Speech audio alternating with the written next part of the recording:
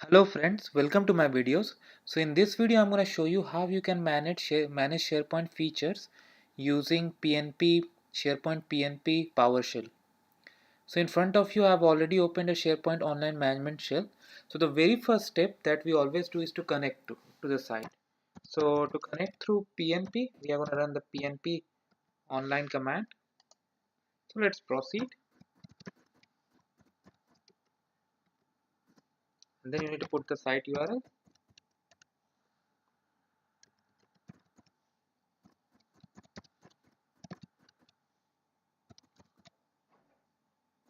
Sorry.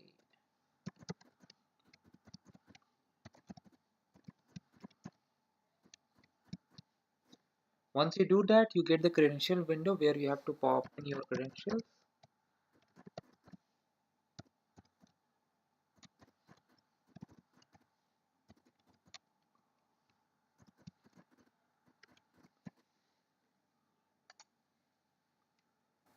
Okay, so now the connection was successful. Now let's go through one by one. So first thing is to run a command get PNP feature. So what this command is gonna do, this command is gonna give you all the features activated over here. So the moment I run, look how fast it is.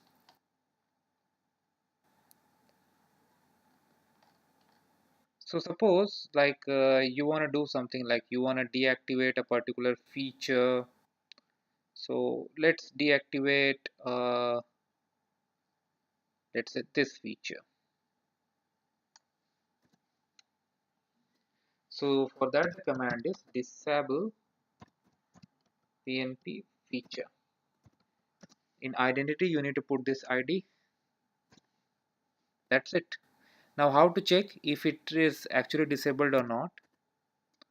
Run this command once again and then check. So our ID is 0071 and it's so this one events list. Look for events list here. Do you see that events list? It's not here. Okay. So you see that how easy and how quick it is to do. Now what if I wanna add it back?